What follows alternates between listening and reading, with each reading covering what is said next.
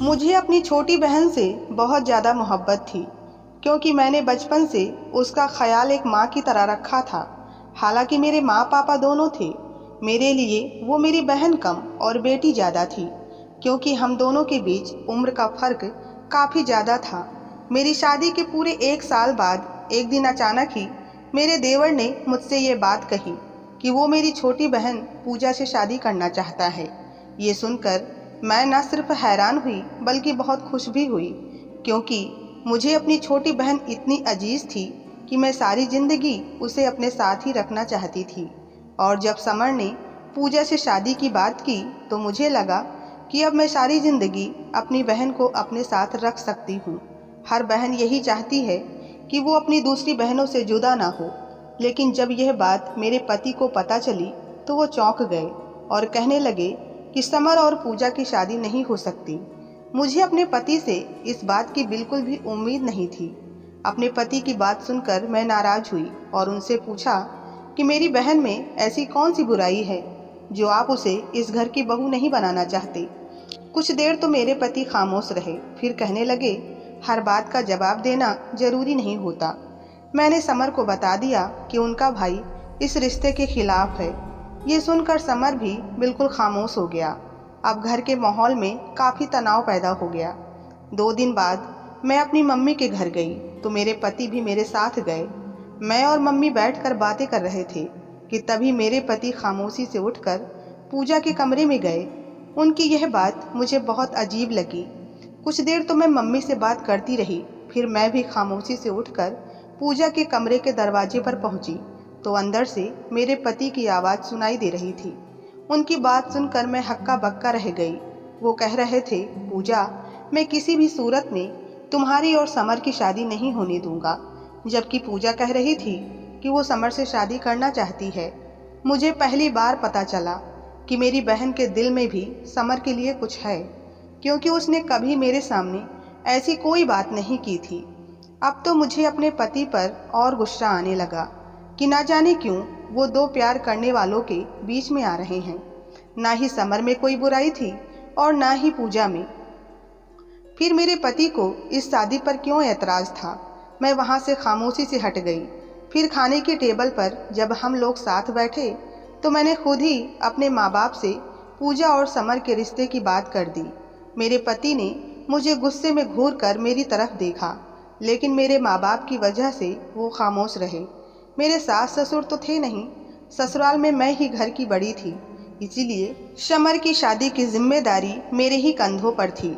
मेरे माँ बाप को लगा कि शायद ये मेरा और मेरे पति दोनों का फैसला है, इसीलिए वो दोनों खुश हो गए और कहने लगे कि इससे अच्छी बात और क्या होगी कि हमारी दोनों बेटियां एक ही घर में खुश रहें। मैंने एक नज़र पूजा के चेहरे पर डाली, जिसका चेहरा खुशी से खिल उठा था। मेरे माँ बाप ने तो फौरन ही इस रिश्ते के लिए हाँ कर दी, क्योंकि समर नौकरी करता था और फिर आंखों देखा लड़का था। मेरे पति उस वक्त बहुत मुश्किल से अपने गुस्से पर काबू करके बैठे हुए थे। फिर मैंने खुद ही अपने हाथों से पूजा के लिए मिठाई मंगवा कर खिलाई और फिर अपने माँ बाप से आज्ञा लेकर घर पहुंची। मेरे पति गुस्से में सारे रास्ते खामोश रहे और घर पहुंचते ही सारा सामान फेंकने लगे। मैंने पूछा भी कि आखिर आपको पूजा से क्या प्रॉब्लम है। आपका भाई उसे पसंद करता है, वो भी समर को पसंद करती है, फिर क्यों आप उनके बीच में आना चाहते हैं। वह कहने लगे, क्योंकि जो मुझे मालूम है वो तुम्हें मालूम नहीं है। मैंने पूछना चाहा कि आखिर ऐसी कौन सी बात है जो मुझे मालूम नहीं है, लेकिन वो खामोश हो गए, क्योंकि उसी वक्त समर हमारे कमरे में आ गया था और कमरे की हालत देखकर पूछने लगा कि ये सब क्या हो रहा है। मैंने समर से सिर्फ इतना ही कहा कि मैं तुम्हारा और पूजा का रिश्ता पक्का करके आ गई हूँ। इसी बात पर शायद तुम्हारे भाई खफा हैं। समर खिल उठा था। उसे यकीन ही नहीं आ रहा था कि मैंने अपने पति के खिलाफ जाकर उसका रिश्ता पक्का करवा दिया है।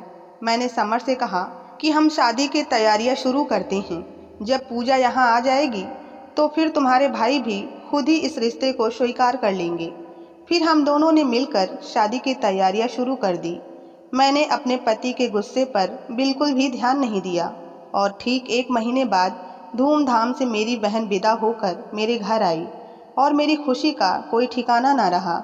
उसे उसके कमरे में पहुंचाकर जब मैं अपने कमरे में आई तो मेरे पति बिस्तर पर आंखें बंद किए बैठे थे।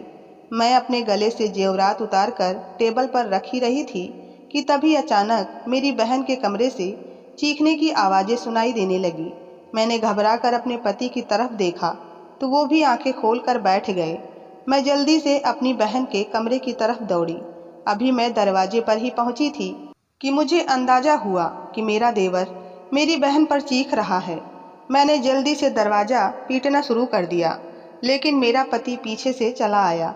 उसने मेरा हाथ पकड़कर मुझे खींचा और कमरे में लाकर कहने लगा कि ये मियाँ बीबी का मामला है, तुम बीच में मत पड़ो।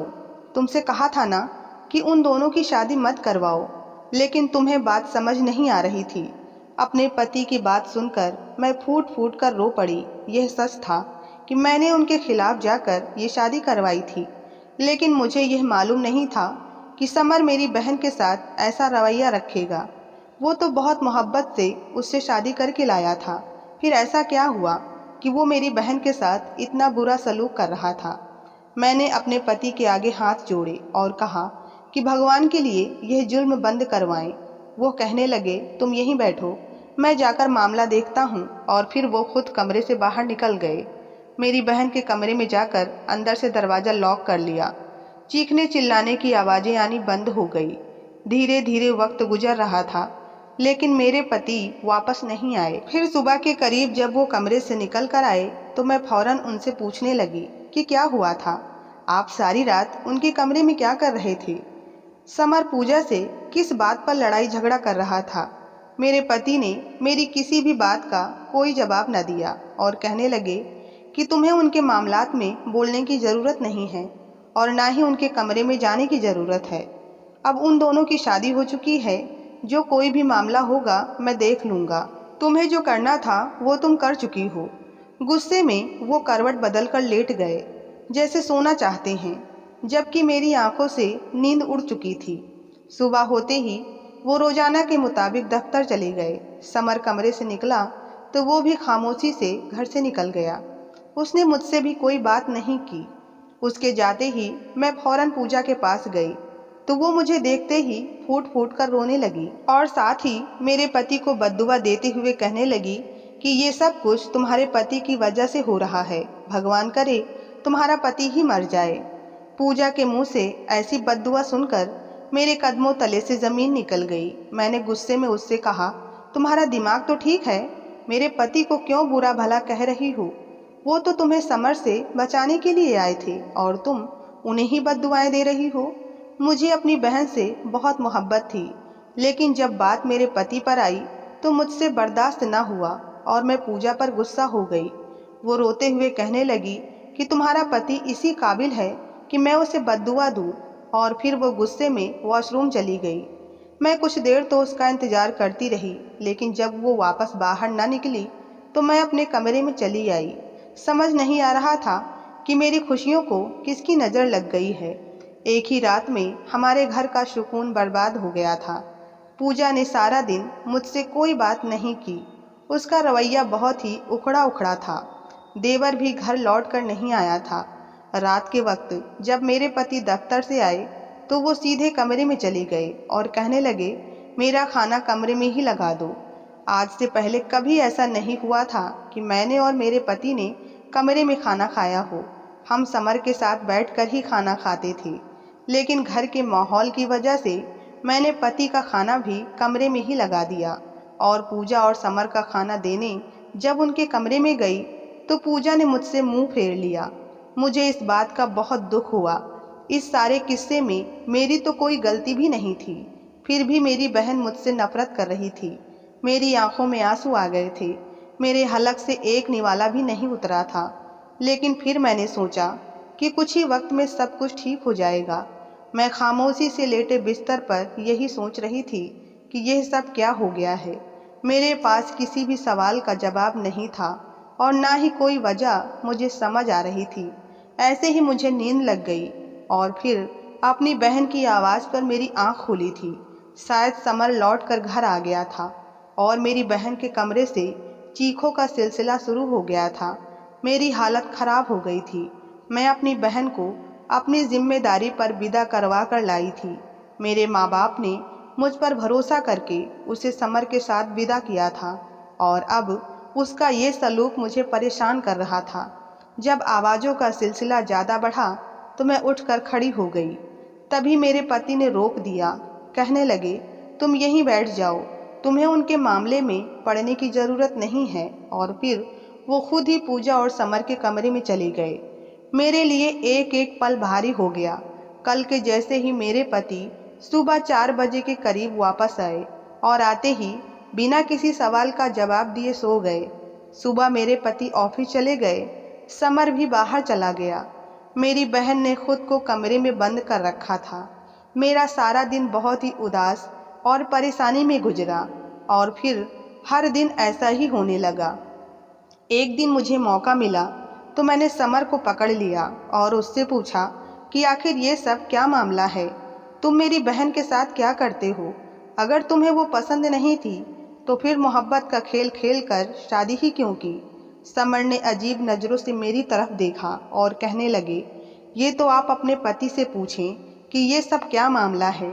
वो भी मेरे पति को कसूरवार ठहरा कर निकल गया। अगली रात जब उन दोनों मियाँ बीबी के कमरे से आवाज़ें आने का सिलसिला शुरू हुआ और मेरे पति उठकर जाने लगे तो मैंने उनका हाथ पकड़ लिया और कहा, ज़रूरत नहीं है उनके कमरे में जाने की। वो दोनों बालिग हैं, समझदार हैं, शादीशुदा हैं, अपने मसले को सुलझा सकते हैं। आप उनके मसले हल करने जाते हैं और वो दोनों आपको ही बुरा भला कहते हैं। मुझे अपनी बहन से बहुत ही ज़्यादा चिढ़ हो रही थी क्योंकि वो बार बार मेरे ही पति को बुरा कहती थी। मेरी बात सुनकर मेरे पति बेचैन हो गए और कहने लगे कि मेरा जाना बहुत ज़रूरी है। मैंने हैरत से पूछा कि आपका जाना क्यों ज़रूरी है? जब उन दोनों को ही आपकी परवाह नहीं है तो फिर आप क्यों उनके झगड़े में पड़ रहे हैं? आप हर रात उनकी वजह से अपनी नींद खराब करते हैं और वह आपको ही हर बात का इल्ज़ाम दे देते हैं। मैंने ज़बरदस्ती अपने पति का हाथ पकड़कर उन्हें अपने साथ बिठा लिया, लेकिन मेरे पति बहुत ही बेचैन नजर आने लगे। तभी वो बेचैनी से कमरे से निकलकर समर के कमरे की तरफ चले गए और इस बात ने मुझे चौंकने पर मजबूर कर दिया कि मेरे लगातार मना करने के बाद भी उन्हें क्या ज़रूरत थी उन दोनों के बीच में बोलने की। मैं खामोशी से घर के पिछले हिस्से में चली गई जहाँ सब कमरों के रोशनदान खुला करते थे और पिछली तरफ एक छोटा सा गार्डन जैसा था। मैंने एक बड़ा सा गमला उल्टा करके रखा और उसके ऊपर चढ़ गई। थोड़ा सा ऊंचा होकर झांकने पर मुझे कमरे का मंजर दिखाई देने लगा और साथ ही आवाज़ें भी सुनाई देने लगी और यह देखकर मेरी जान निकल गई कि मेरे पति ने कुछ कागजात पूजा के सामने रखे थे और वह उसे दस्तखत करने पर मजबूर कर रहे थे और पूजा रोते हुए कह रही थी कि वो ऐसा कुछ भी नहीं चाहती, वो इसी घर में रहना चाहती है। मेरे पति समर और पूजा का तलाक करवा रहे थे। यह देखकर मेरा दिल धक से बैठ गया। जो भी था वो दोनों मोहब्बत से शादी कर चुके थे और अब मियाँ बीबी थे। तभी उनके मसले सुलझाने की बजाय मेरे पति तलाक क्यों करवा रहे थे, जबकि पूजा खुद कह रही थी कि उसे तलाक नहीं चाहिए। मुझे कुछ समझ ना आया तो मैं दौड़ती हुई उस कमरे के दरवाजे पर पहुंची और दरवाज़ा ज़ोर ज़ोर से पीटने लगी। कुछ ही देर में पूजा ने दरवाज़ा खोल दिया तो मैंने गुस्से में पूछा कि आखिर ये क्या मामला है। मेरी बात सुनते ही समर रोने लगा और रोते हुए कहने लगा कि मैंने पूजा के साथ कोई अत्याचार नहीं किया है, बल्कि जुल्म मेरे साथ हुआ है। शादी की रात आपकी बहन ने मुझे बताया कि वो मुझसे नहीं बल्कि भाई से मोहब्बत करती है और मुझसे कोई रिश्ता नहीं बनाना चाहती। उसने मुझसे झूठी मोहब्बत का ड्रामा भी इसीलिए किया था क्योंकि वो शादी करके इस घर में आना चाहती थी ताकि भाई के करीब रह सके। भाई को भी पूजा की इस एक तरफा मोहब्बत का पता था, शायद इसीलिए वो इस रिश्ते के खिलाफ थे।